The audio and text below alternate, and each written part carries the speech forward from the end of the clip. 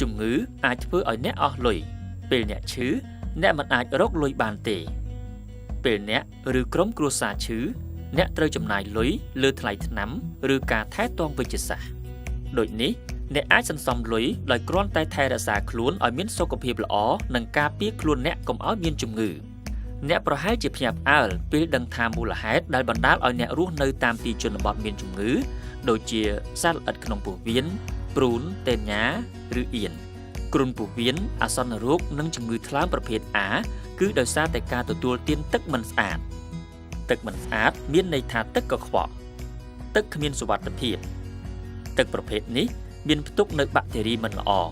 បាក់តេរីទាំងនោះមានទំហំតូចដែលយើងមិនអាចមើលឃើញដោយភ្នែកទទេឡើយតើបាក់តេរីទាំងនេះមានប្រភពមកពីណាគឺវាមានប្រភពមកពីសម្រាមនិងកាកសំណល់ដែលហូរចូលទៅក្នុងប្រភពទឹករួមទាំងលាមកមនុស្សនិងសត្វដែលបន្ទោបង់នៅជិតប្រភពទឹកទាំងនោះដូចនេះទម្លាប់ប្រើប្រាស់បង្គន់ទៀងទាត់ដើម្បីប្រាកដថាអ្នកនិងក្រុមគ្រួសារមិនធ្លាក់ខ្លួនឈឺដោយអ្នកត្រូវតែសម្អាតឬសម្លាប់មេរោគដែលមាននៅក្នុងទឹកដែលអ្នកបរិភោគ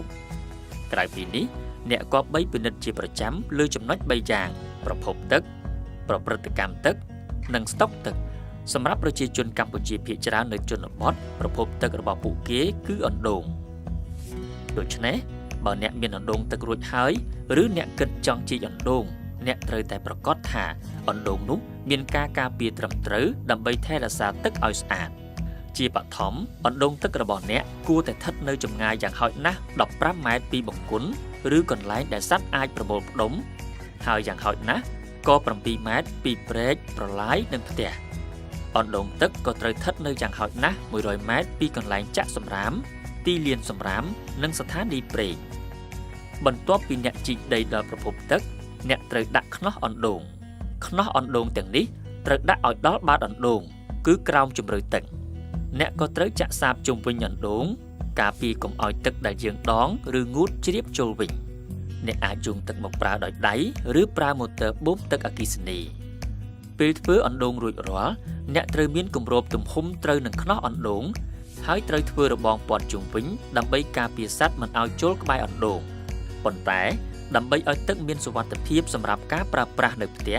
ជាពិសេសសម្រាប់ទទួលទានត្រូវចាំថាមានរឿងពីរដែលអ្នកត្រូវធ្វើគឺប្រព្រឹត្តកម្មសុវត្ថិភាពនិងការស្តុកទុកសុវត្ថិភាពមានវិធីសាស្ត្រងាយស្រួលពីរសម្រាប់ប្រព្រឹត្តកម្មទឹករបស់អ្នកអាចច្រោះដោយប្រើធុងចម្រោះទឹកឬក៏អ្នកអាចប្រើវិធីបុរាណដែលគ្រប់គ្នាចូលចិត្តធ្វើនោះគឺដាំទឹកឲ្យពុះរួចទុកលើភ្លើងឲ្យបាន2នាទីមុននឹងលើកចុះការធ្វើបែបនេះគឺអាចសម្លាប់បាក់តេរីទាំងអស់ដែលនៅក្នុងទឹកបានទឹកដាំពុះគឺមានសុវត្ថិភាពក្នុងការទទួលទានអ្នកត្រូវស្តុកទុកទឹកឲ្យមានសុវត្ថិភាពពីព្រោះបើអ្នកមិនធ្វើបែបនេះនោះទឹកងាយប្រែក្លាយទៅជាទឹកកខ្វក់ម្ដងទៀត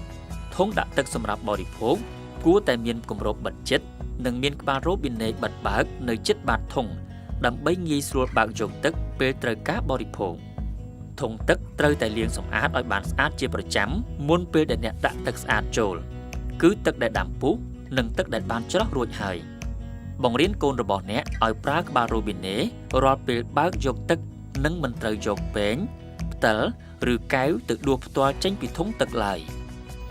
ប្រើប្រាស់និងបរិភោគទឹកដែលបានសម្អាតមេរោគហើយក៏បានរក្សាទឹកនៅកន្លែងមានសុវត្ថិភាពអ្នកអាចបង្ការជំងឺជាច្រើនហេតុនេះគ្រួសារអ្នកមិនងាយឆ្លងជំងឺឡើយត្រូវចាំថាបើអ្នកមិនឈឺអ្នកអាចសន្សំលុយហើយលុយនោះអាចយកទៅចំណាយលើការងារសំខាន់ដូចជាចំណាយលើការសិក្សារបស់កូនដែលអាចផ្ដល់ឲ្យអ្នកនៅជីវិតនិងអនាគតដ៏ល្អប្រសើរ